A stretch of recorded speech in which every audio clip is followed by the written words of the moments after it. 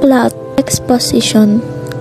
The story is about how Lisa deals with the issue of her father who had an extramarital affair with Sylvia, and consequently had a son, Lem.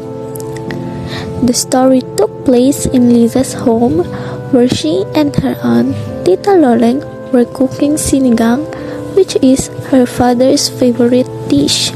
Rising action. While cooking, Tita Loleng and Lisa has a conversation about Lisa's attending the funeral of her half-brother Lem. So she knew that Lem is son of his father in another mother. Climax. Lem died because of cancer. When Lem was still alive, he was an acolyte in the church, but he called Lisa Serpenguenza, the shameless daughter. She recalled that during the funeral, Lem's mother greeted her and she described her was not pretty as her mother. Falling action. Lem's mother and their father both expressed regret to Lisa. Lisa realized and discovered the things that she has been confused before. It is when her dad was someone calling on the phone that was a boy and now she knew who he is. Resolution. After confirming all of those, her heart broke into pieces. But now in the present time, the sinigang will be served as their dinner tonight. Conflict. Conflict of the story is mom versus son, because at the end of the story, Lisa looks fine from the outside, but inside, she can forgive her father.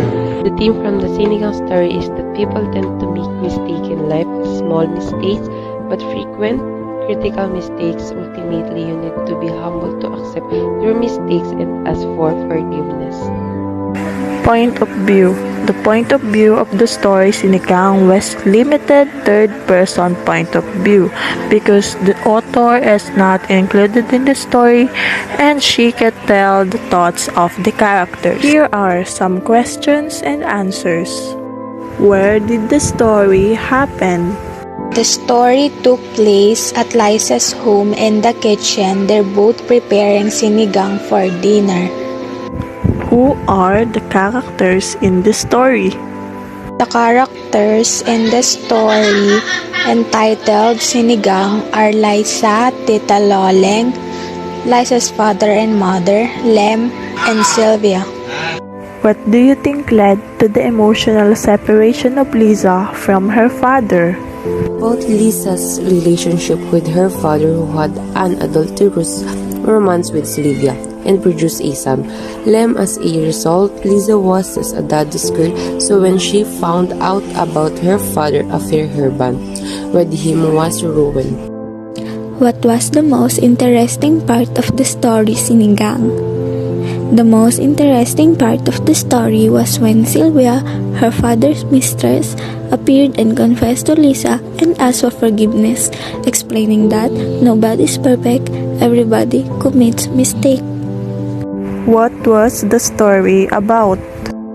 The story centers around the main character, Lisa, struggling with her father's adulterous affair with Sylvia, which resulted in the birth of a son, Lem. That in a family, no matter how serious the wrongdoing, there should always be room for forgiveness and acceptance, especially if the person who committed the wrongdoing is a family member. Who narrated the story Sinigang? The only one who narrated the whole story is only Lisa. Lisa is not the author and author is not Lisa because Lisa is just came from the characters in this fiction.